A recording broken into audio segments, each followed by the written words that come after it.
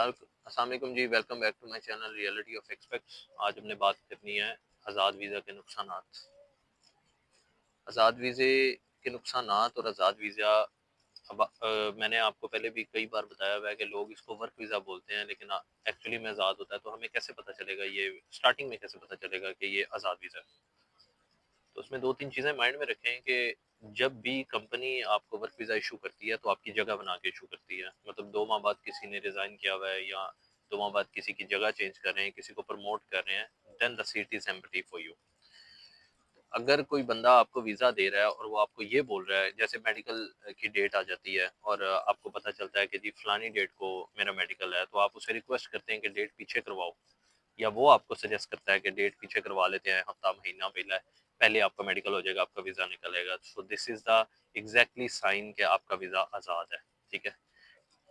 और जब आपको ये कहा जाए कि मैं आपको एयरपोर्ट से पिक करने आ रहा हूँ, ये भी आपका आज़ाद वीज़ा है, ठीक है? अब इसके नुकसानात क्या हैं? नुकसानात मेरी जान देखिए, जब आप आज़ाद वीज़ा लेते हैं, आपको तो ये भी नहीं पता आज़ाद वीज़ा लेना किस किस्म का है, किस डेज़िग्नेशन का है, क्या सैलरी होनी चाहिए उसमें।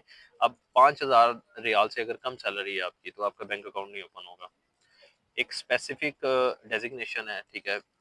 वो उस पे आपको ड्राइविंग लाइसेंस अप्लाई होगा, अदरवाइज़ आपका ड्राइविंग लाइसेंस भी नहीं अप्लाई हो सकता, ठीक है? तो these are the restrictions you will face. तो उसके लिए फिर आपको जो बेटर हल होता है वो ये है कि वीज़ा चेंज करवा लें, मतलब 2,200 रियाल और लगाएं, वीज़ा चेंज करवा लें, ठीक है? कंपनी चेंज करवा लें, ठीक है?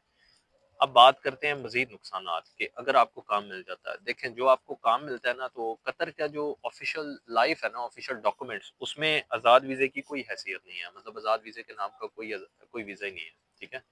तो अगर आपको कोई आज़ाद वीज़ा दे रहा है या आज़ाद वीज़े पे काम मिल रहा है, तो उनकी बहुत मैं कहता हूँ वो बड़े खुशनसीब लोग हैं जिनको आज़ाद वीज़े पे तनख्वाहें भी मिलेंगी।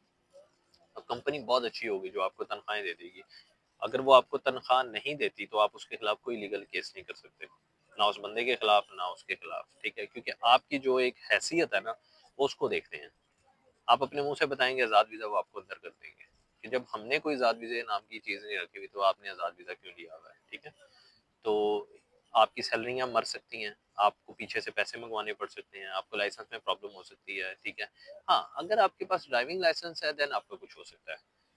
तो जो आज़ाद वीज़ा बेचता है वो आपको बोलता है कि मैं आपको लाइसेंस भी ले दूंगा। देखिए पैसे तो आपने लगाने हैं ना, तो आप अच्छे तरीके से पैसे लगाएं। इसीलिए अपने अंदर थोड़ा सा हौसला पैदा करें और कोई ऐसा बंदा पकड़ें जिसके पास वर्क वीज़ा हो, जो कंपनी में आपकी जगह बनाए।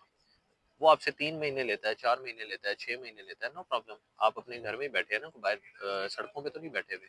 आप वहाँ बैठ के अपना सर्वाइव करें, ठीक है? वेट कर लें, ठीक है? देर आए दुरुस्त आए ना, जल्दबाजी ना डाला करें। तो ये कुछ चीज़ें मैंने आपको बतानी थी, और इसलिए आज़ाद वीज़े के ये नुकसानात हैं। अगली वीडियो में मैं आपको वर्क वीज़े के फ़ायदे बताऊँगा, ठीक है? Keep tuned. Thank you.